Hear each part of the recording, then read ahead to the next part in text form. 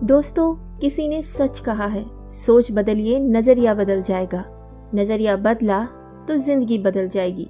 मैं हूं आपकी दोस्त ज्योति। आपका स्वागत है मेरे चैनल एम्पावर द लाइफ में।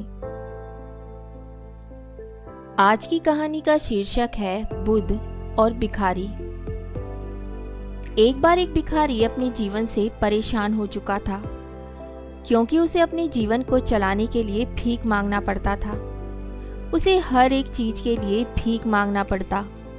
इसी बात को लेकर वह दुखी रहता और दिन भर यही सोचता कि उसके जीवन में कैसे बदलाव आएगा। ये सोचकर वह निराश हो जाता।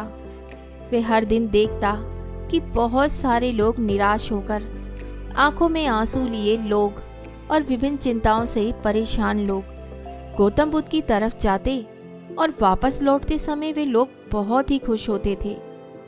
वह भिखारी यह नहीं समझ पा रहा था कि गौतम बुद्ध उनके साथ ऐसा क्या करते थे कि वे बेहद खुश हो जाते थे।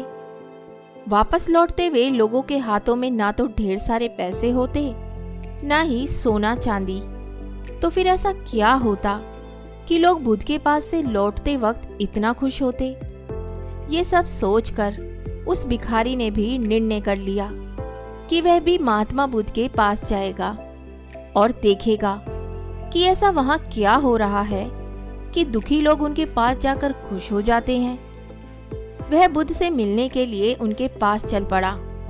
जहां बुद्ध मौजूद थे वहां बहुत लंबी कतार लगी हुई थी, तो वह भिखारी भी कतार में लग गया।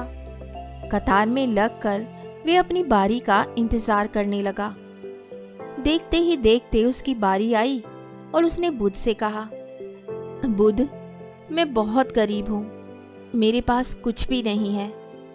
मुझे अपना जीवन चलाने के लिए भी दूसरों से भीख मांगनी पड़ती है। अब आप ही बताइए कि मैं अपने जीवन को कैसे बेहतर कर सकता हूँ। ये सब सुनकर बुद्ध ने कहा, तुम गरीब नहीं हो।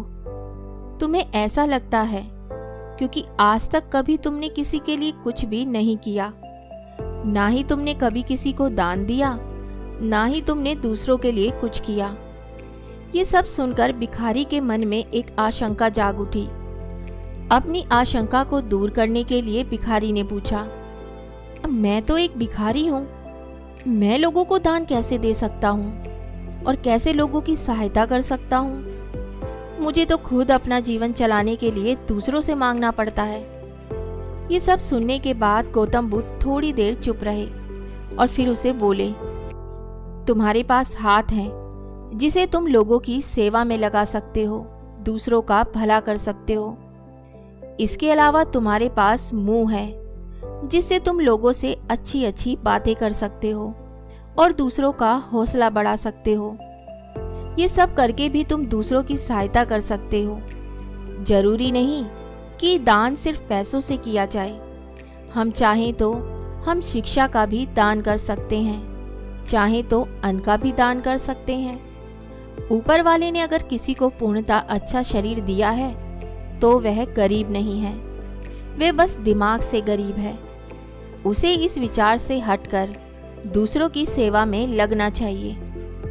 बुद्ध की ये सब बातें सुन लेने के बाद वह भिखारी बहुत ही ज्यादा खुश हो गया और उसका मन अब संतुष्ट था।